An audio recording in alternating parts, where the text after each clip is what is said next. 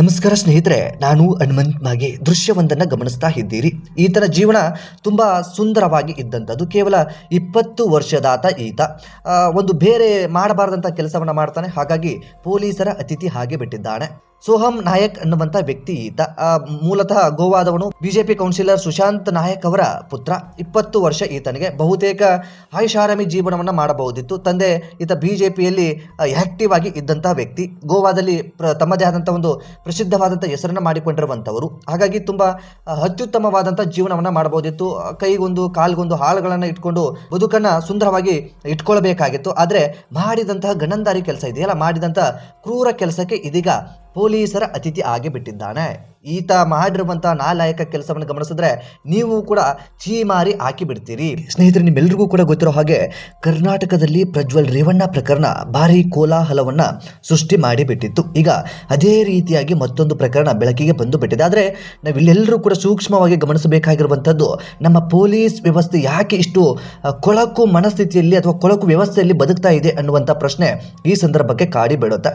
30 ಜನ ಅಪ್ರಾಪ್ತ ಬಾಲಕಿಯರನ್ನ ಬಲವಂತವಾಗಿ ಕಾಮತೃಷೆಗೆ ಬಳಸಿಕೊಂಡಿರುವಂಥ ವಿಡಿಯೋ ಸೋಷಿಯಲ್ ಮೀಡಿಯಾದಲ್ಲಿ ಸದ್ದು ಮಾಡೋದಕ್ಕೆ ಪ್ರಾರಂಭಿಸಿ ಬಿಡ್ತಾವೆ. ಇದರ ಬೆನ್ನಲ್ಲೇ ಇಡೀ ರಾಜ್ಯವೇ ತಲೆ ತಿರುಗಿಸಿ ನೋಡ್ತಾ ಇರುತ್ತೆ. ಆದರೂ ಕೂಡ ಪೊಲೀಸರು ಆ ನಾಲಾಯಕನ ವಿರುದ್ಧ ಕೇಸನ್ನು ಕೂಡ ದಾಖಲಿಸಿಕೊಂಡಿರೋದಿಲ್ಲ. ತೀವ್ರ ಆಕ್ರೋಶವನ್ನ ಜನಗಳು ವ್ಯಕ್ತಪಡಿಸ್ತಾ ಇದ್ದ ಹಾಗೆ ಆ ಒಂದು ನಾಲಾಯಕನ ಮೇಲೆ ಕೇಸ್ ಕೂಡ ದಾಖಲಾಗುತ್ತೆ. ತದನಂತರ ಆ ಆರೋಪಿಯನ್ನ ಬಂಧನ ಮಾಡಲಾಗುತ್ತೆ. ಇಂತಹದ್ದೊಂದು ಪ್ರಕರಣ ಇದೀಗ ಬೆಳಕಿಗೆ ಬಂದು ಬಿಟ್ಟಿದೆ. ಒಂದು ಕ್ಷಣ ಈ ಒಂದು ವರದಿಯನ್ನು ಗಮನಿಸಿದ್ರೆ ನೀವು ಕೂಡ ಈತನಿಗೆ ಕ್ಯಾಕರಿಸಿ ಒಗೆದು ಬಿಡ್ತೀರಿ. ಸೊ ಇಂಥದ್ದೊಂದು ಪ್ರಕರಣ ಇದೀಗ ಸಾಕಷ್ಟು ದೇಶದಾದ್ಯಂತ ಸದ್ದು ಮಾಡ್ತಾ ಇದೆ. ಏನಿದು ಪ್ರಕರಣಕ್ಕೆ ಸಂಬಂಧಪಟ್ಟ ಹಾಗೆ ಒಂದಿಷ್ಟು ಮಾಹಿತಿಯನ್ನು ಗಮನಿಸ್ತಾ ಹೋಗೋಣ.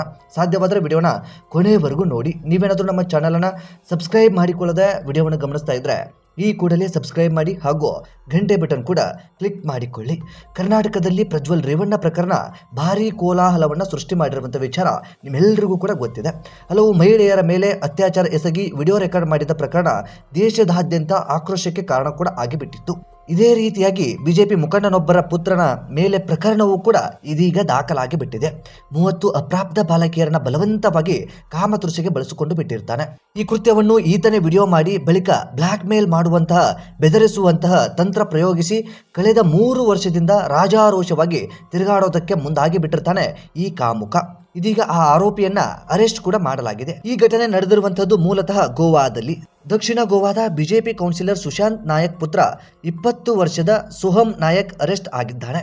ಕೆಲವು ಅಸಹ್ಯಕರವಾದಂತಹ ವಿಡಿಯೋಗಳು ಹೊರಬರ್ತಾ ಇದ್ದ ಹಾಗೆ ಆ ಒಂದು ಬೆನ್ನಲ್ಲೇ ತೀವ್ರ ಆಕ್ರೋಶಕ್ಕೆ ಕಾರಣವೂ ಕೂಡ ಆಗುತ್ತೆ. ಇತ್ತ ಪೊಲೀಸರು ತಕ್ಷಣ ಕಾರ್ಯಪ್ರವೃತ್ತರಾಗಿ ಪೊಲೀಸರು ಕೂಡ ಈ ಒಂದು ಕೇಸಲ್ಲಿ ಒಂದಿಷ್ಟು ಬೇಜವಾಬ್ದಾರಿತನವನ್ನು ಕೂಡ ತೋರಿಸೋದಕ್ಕೆ ಪ್ರಾರಂಭಿಸಿ ಬಿಡ್ತಾರೆ. ಈ ಬೇಜವಾಬ್ದಾರಿಗೆ ಜನ ಆಕ್ರೋಶ ಹೆಚ್ಚಾಗುತ್ತೆ. ಜನ ಆಕ್ರೋಶ ಹೆಚ್ಚಾಗ್ತಾ ಇದ್ದಾಗೆ ಪೊಲೀಸರು ಎಚ್ಚೆತ್ತುಕೊಂಡು ಬಿಡ್ತಾರೆ.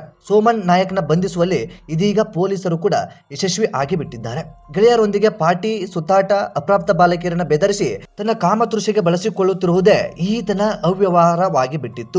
ಕಳೆದ 3 ವರ್ಷದಿಂದ ಈತ ಇದನ್ನೇ ವೃತ್ತಿಯಾಗಿ ಕೂಡ ಮಾಡಿಕೊಂಡು ರಾಜಾರೋಷವಾಗಿ ಓಡಾಡಿಕೊಂಡು ಇದ್ದ. ಕಳೆದ ವಾರ ಮದ್ಯದ ನಶೆಯಲ್ಲಿ ಗೆಳೆಯರಿಗೆ ತನ್ನ ಕೆಲ ವಿಡಿಯೋಗಳನ್ನು ಕೂಡ ಫಾರ್ವರ್ಡ್ ಮಾಡಿಕೊಂಡು ಬಿಟ್ಟಿದ್ದ. ಹೀಗೆ ಫಾರ್ವರ್ಡ್ ಮಾಡಿದ ಬೆನ್ನಲ್ಲೇ ವಿಡಿಯೋಗಳು ವಾಟ್ಸಾಪ್ ಮೂಲಕ ಹರಿದಾಡಲು ಕೂಡ ಪ್ರಾರಂಭಿಸಿಬಿಡ್ತವೆ. ಇದು ಸಾರ್ವಜನಿಕ ವಲಯದಲ್ಲಿ ಆತಂಕವನ್ನು ಕೂಡ ತಂದು ಬಿಟ್ಟು ಬಿಡುತ್ತೆ. ಹಲವು ಅಪ್ರಾಪ್ತ ಬಾಲಕಿಯರು ಈತನ ಕಾಮಕ್ಕೆ ಬಲಿಯಾಗಿದ್ದರು. ಸಾರ್ವಜನಿಕ ಆಕ್ರೋಶ ತೀವ್ರಗೊಂಡಿತ್ತು. ಪ್ರತಿಭಟನೆಗಳು ಕೂಡ ತೀವ್ರಗೊಂಡಂತಹ ಸಂದರ್ಭದಲ್ಲಿ ಪೊಲೀಸರು ಪ್ರಕರಣವನ್ನು ದಾಖಲಿಸಿಕೊಳ್ಳಲು ಕೂಡ ಹಿಂದೇಟು ಹಾಕುತ್ತಿದ್ದಾರೆ ಅನ್ನುವಂಥ ಆಕ್ರೋಶ ಕೇಳೋದಕ್ಕೆ ಏನು ಪ್ರಾರಂಭಿಸುತ್ತೋ ಆ ಸಂದರ್ಭಕ್ಕೆ ಪೊಲೀಸರು ಜನರ ಒಂದು ಆಕ್ರೋಶಕ್ಕೆ ಮಣಿದು ಕೇಸನ್ನು ಕೂಡ ದಾಖಲಿಸಿಕೊಂಡು ಬಿಡ್ತಾರೆ. ಕೊನೆಗೆ ಆ ನಾಲಾಯಕನನ್ನ ಇದೀಗ ಬಂಧಿಸಿಕೊಂಡು ಬಿಟ್ಟಿದ್ದಾರೆ. ಈಗ ಆ ವ್ಯಕ್ತಿ ಪೊಲೀಸರ ಅತಿಥಿ ಆಗಿ ಬಿಟ್ಟಿದ್ದಾನೆ. ಇಂತಹದ್ದೊಂದು ಪ್ರಕರಣ ಇದೀಗ ದೇಶದಾದ್ಯಂತವೂ ಕೂಡ ಸುದ್ದಿ ಆಗಿಬಿಟ್ಟಿದೆ. ಇದು ಯಾಕೆ ಈ ಒಂದು ಪಕ್ಷಗಳಲ್ಲಿ ಇಂತಹ ನಾಲಾಯಕರು ಕೂಡ ಹುಟ್ಟಿಕೊಳ್ತಾ ಇದ್ದಾರೋ ಗೊತ್ತಿಲ್ಲ. ಪಕ್ಷವನ್ನ ಕಟ್ಟೋದಕ್ಕೆ ಅಥವಾ ಪಕ್ಷದಲ್ಲಿ ಕೆಲಸವನ್ನ ಮಾಡೋದಕ್ಕೆ ಅವರ ತಂದೆ ತಾಯಿ ಅಥವಾ ಕುಟುಂಬದವರು ಏನು ಬೇಕಾದರೂ ಮಾಡ್ತಾ ಇರ್ತಾರೆ. ಅವರ ಹೊಟ್ಟೆಯಲ್ಲಿ ಕೆಟ್ಟ ಹುಳಗಳು ಹುಟ್ಟಿಕೊಂಡು ಸ್ವತಃ ಅವರ ತಂದೆ ತಾಯಿ, ಕುಟುಂಬ, ಪಕ್ಷ ಇಂಥದ್ದೆಲ್ಲದಕ್ಕೂ ಕೂಡ ಕಳಂಕವನ್ನು ತರೋದಕ್ಕೆ ಮುಂದಾಗಿ ಬಿಟ್ಟಿದ್ದಾರೆ. ಇಂತಹ ಕೊಳಕು ಮನಸ್ಥಿತಿ ಈ ನಾಲಾಯಕರುಗಳಲ್ಲಿ ಅದು ಹೇಗೆ ಹುಟ್ಟಿಕೊಳ್ಳುತ್ತೋ ಗೊತ್ತಿಲ್ಲ. 30 ಜನ ಅಪ್ರಾಪ್ತ ಬಾಲಕಿಯರನ್ನ ಈತ ಬಳಸಿಕೊಂಡು ಬಿಟ್ಟಿದ್ದಾನೆ ಅಂತಂದ್ರೆ ಬಹುತೇಕ ನೀವೇ ಲೆಕ್ಕ ಹಾಕಿ ಎಂತಹ ಕೊಳಕು ಮನಸ್ಥಿತಿ ಆ ನಾಲಾಯಕನಲ್ಲಿ ಇರಬಹುದು ಅನ್ನೋದು ಇಲ್ಲಿ ಸ್ಪಷ್ಟವಾಗಿ ಗೊತ್ತಾಗಿ ಬಿಡುತ್ತೆ. ಆ ಮಕ್ಕಳನ್ನ ಬಳಸಿಕೊಂಡಿರೋದು ಅಷ್ಟೇ ಅಲ್ಲದೆ ಬ್ಲಾಕ್ ಮೇಲ್ ಕೂಡ ಮಾಡ್ತಾ ಇರ್ತಾನೆ. ಸತತ 3 ವರ್ಷಗಳ ಕಾಲ ಅವರಿಗೆಲ್ಲರಿಗೂ ಕೂಡ ಚಿತ್ರಹಿಂಸೆಯನ್ನು ಕೊಟ್ಟು ಬಿಟ್ಟಿರ್ತಾನೆ. ಕೊನೆಗೂ ಕೂಡ ತಾನು ಎನ್ನದ ಬಲೆಗೆ ತಾನೇ ಒಂದು ಬಲಿ ಆಗಿ ಬಿಡ್ತಾನೆ ಅಥವಾ ತಾನೇ ಸಿಲುಕಿಕೊಂಡು ಬಿಡ್ತಾನೆ. ವಿಡಿಯೋಗಳನ್ನು ಮಾಡ್ಕೊಂಡಿರ್ತಾನೆ. ಮಧ್ಯದ ಹಮಲಿನಲ್ಲಿ ಸ್ನೇಹಿತರಿಗೆ ಶೇರ್ ಕೂಡ ಮಾಡ್ತಾನೆ. ಆ ಶೇರ್ ಆಗ್ತಾ ಇದ್ದ ಹಾಗೆ ಬೇರೆ ಬೇರೆ ಕಡೆ ಎಲ್ಲವೂ ಕೂಡ ಶೇರ್ ಆಗೋದಕ್ಕೆ ಪ್ರಾರಂಭಿಸಿಬಿಡುತ್ತೆ. ಇಡೀ ಗೋವಾವೇ ಒಂದು ಕ್ಷಣ ದಿಗ್ಭ್ರಮೆ ಆಗಿ ಬಿಡುತ್ತೆ. ಬಿಜೆಪಿ ಕೌನ್ಸಿಲರ್ ಸುಶಾಂತ್ ನಾಯಕ್ನ ಪುತ್ರ ಈತ ಅನ್ನೋದು ಸ್ಪಷ್ಟವಾಗಿ ಗೊತ್ತಾಗಿ ಬಿಡುತ್ತೆ. ದೊಡ್ಡವರ ಮಕ್ಕಳು ಈ ರೀತಿಯಾಗಿ ನಡೆದುಕೊಂಡು ಬಿಟ್ಟರೆ ಹೇಗೆ ಅನ್ನುವಂತ ಒಂದಿಷ್ಟು ಆಕ್ರೋಶ ಅಂತದೆಲ್ಲವೂ ಕೂಡ ಕೇಳಿಬಿಡುತ್ತೆ. ಅದೆಲ್ಲದರ ನಡುವೆ ಈಗ ಈ ನಾಲಾಯಕನನ್ನ ಬಂಧಿಸಲು ಆಗಿದೆ. ಈತನಿಗೆ ಎಂತಹ ಶಿಕ್ಷೆಯನ್ನು ಕೊಡಬೇಕು ಅನ್ನುವಂತ ಒಂದು ಪ್ರಶ್ನೆ ಇದೀಗ ಕಾಡಿ ಬಿಡುತ್ತಾ ಇದೆ. ಪ್ರಕರಣ ದಾಖಲಾಗಿರುವ ಕಾರಣದಿಂದಾಗಿ ಆರೋಪಿಯನ್ನ ಬಂಧಿಸಲಾಗಿದೆ. ಆರೋಪಿ ಇದೀಗ ಜೈಲಲ್ಲಿ ಕೊಳೆಯೋದಕ್ಕೆ ಮುಂದಾಗಿ ಬಿಟ್ಟಿದ್ದಾನೆ. ತಾನೇ ಮಾಡಿರುವಂತ ಒಂದು ಘನಂದಾರಿ ಕೆಲಸಕ್ಕೆ ಈಗ ತಾನೇ ಬಲಿ ಆಗುವಂತ ಪರಿಸ್ಥಿತಿ ಎದುರಾಗಿ ಬಿಟ್ಟಿದೆ. ಬಹುತೇಕ ನಮ್ಮಲ್ಲಿ ಎಷ್ಟೇ ದುಡ್ಡು ಇರಬಹುದು, ಎಷ್ಟೇ ರಾಜಕಾರಣಿಯ ಲಿಂಕ್ ಇರಬಹುದು, ಅಥವಾ ನಮ್ಮ ಕುಟುಂಬದವರು ರಾಜಕೀಯದಲ್ಲಿ ಇರಬಹುದು, ಅಥವಾ ನಮ್ಮ ಕುಟುಂಬದಲ್ಲಿ ಉನ್ನತ ಅಧಿಕಾರದಲ್ಲಿ ಕೆಲಸವನ್ನು ಮಾಡ್ತಾ ಇರಬಹುದು. ಹಾಗಂತ ನಾವು ಏನು ಬೇಕಾದರೂ ಮಾಡಿದ್ರೆ ನಡೆಯುತ್ತಾ ಅನ್ನುವಂಥ ಪ್ರಶ್ನೆ ಇದೆಯಲ್ಲ, ನಿಜಕ್ಕೂ ಅದು ಸುಳ್ಳು.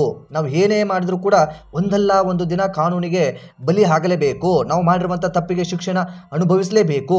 ಯಾರೂ ಕೂಡ ಕಾನೂನಿನ ದೃಷ್ಟಿಯಲ್ಲಿ ಅಥವಾ ಕಾನೂನಿನಲ್ಲಿ ಶ್ರೇಷ್ಠರು ಅನ್ನುವಂಥದ್ದಿಲ್ಲ. ಎಲ್ಲರಿಗೂ ಕೂಡ ಕಾನೂನು ಒಂದೇ ರೀತಿಯಾಗಿದೆ. ಈ ನಾಲಾಯಕ ಮಾಡಿರುವಂಥ ಕೆಲಸ ಅಷ್ಟಿಷ್ಟು ಸುಲಭವಾದಂಥ ಕೆಲಸ ಅಲ್ಲ.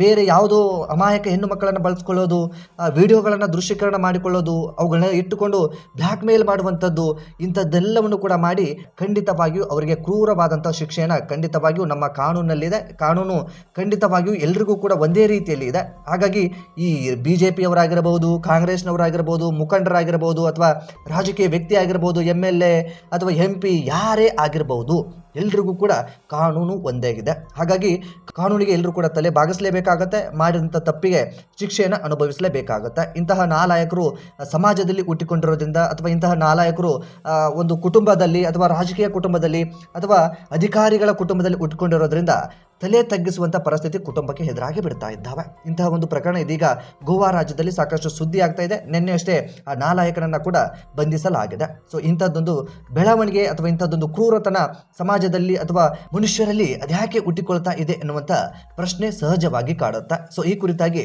ನಿಮ್ಮ ಅನಿಸಿಕೆ ಏನು ಎಂಬುದನ್ನು ಕಾಮೆಂಟ್ ಬಾಕ್ಸಲ್ಲಿ ಮೆನ್ಷನ್ ಮಾಡಿ. ಈ ನಾಲಾಯಕನಿಗೆ ಅದೆಂಥ ಶಿಕ್ಷೆಯನ್ನು ಕೊಡಬೇಕು ಎಂಬುದನ್ನು ತಪ್ಪದೇ ತಿಳಿಸಿ. ಇದೇ ರೀತಿಯಾಗಿ ಸಾಧ್ಯವಾದರೆ ಈ ಒಂದು ವಿಡಿಯೋನ ನಿಮ್ಮ ಫ್ರೆಂಡ್ಸ್ ಹಾಗೂ ಫ್ಯಾಮಿಲಿಗೂ ಕೂಡ ಶೇರ್ ಮಾಡಿ. ನೀವೇನಾದರೂ ನಮ್ಮ ಚಾನಲ್ನ ಸಬ್ಸ್ಕ್ರೈಬ್ ಮಾಡಿಕೊಳ್ಳದೆ ವಿಡಿಯೋನ ಗಮನಿಸಿದ್ರೆ ಈ ಕೂಡಲೇ ಸಬ್ಸ್ಕ್ರೈಬ್ ಮಾಡಿ ಹಾಗೂ ಬೆಲ್ ಐಕನ್ ಕೂಡ ಕ್ಲಿಕ್ ಮಾಡಿಕೊಳ್ಳಿ. ಮತ್ತೆ ಮುಂದಿನ ವಿಡಿಯೋದಲ್ಲಿ ಸಿಗೋಣ. ನಮಸ್ಕಾರ.